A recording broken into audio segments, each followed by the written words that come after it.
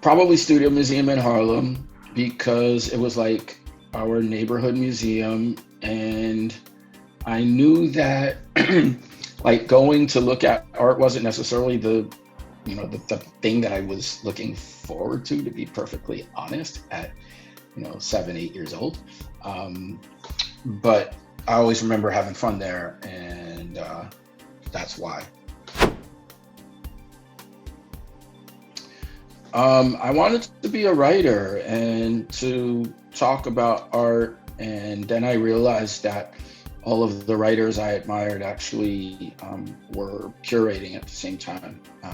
Kind of like Frank O'Hara is like a curatorial hero or something, or David Driscoll as an art historian who's a Renaissance person, an artist, a critic, a curator. So it was kind of like, I think it happened maybe shortly after graduating from college, bumping around trying to write about art and working for Dia Center for the Arts. And I worked next door to Lynn Cook, this amazing curator, and learned a lot just in looking at her. And I think that's where it really solidified the desire to the initial conversation with the artist, who thinks either your idea is incredible or incredibly not. That kind of like that moment where you think of a way of contextualizing an artist's work, or seeing and presenting an artist's work, and finding a connection with an artist who believes in that kind of vision. There's nothing like it, and so you're on the right path.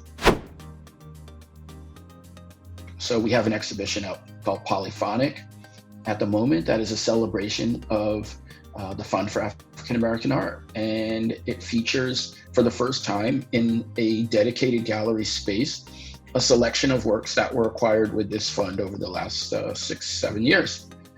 And it's an amazing show, from early work in the exhibition by Faith Ringgold going back to the late 60s, Romare Bearden going back to the 60s, to Vaughn Spann with a piece that was actually first presented in Miami at David Castillo Gallery, a painting that we bought. And so you have this conversation that is happening across time about, you could say, artists of the diaspora, but it's really so much more than that. I don't know, God, I'm doing way more yoga than I could have ever possibly imagined. And I try to do like different kinds. So I don't know, one day a hatha, one day a vinyasa. And then I did this other thing from a guy who's more experienced in Tai Chi the other day, which was interesting.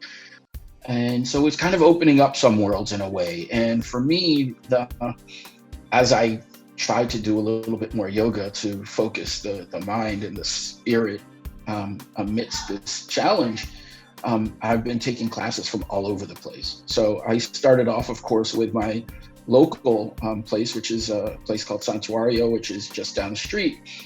But why be limited to a couple of miles away when there are great classes happening all over the place? So recently I took one in Oakland, one in Brooklyn, one in DC, just kind of feeling it out. And I think that's been helpful.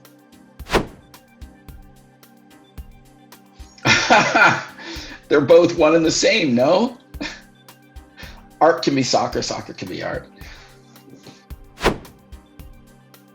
Good chatting with you. Keep doing what you're doing. It's awesome. Bye.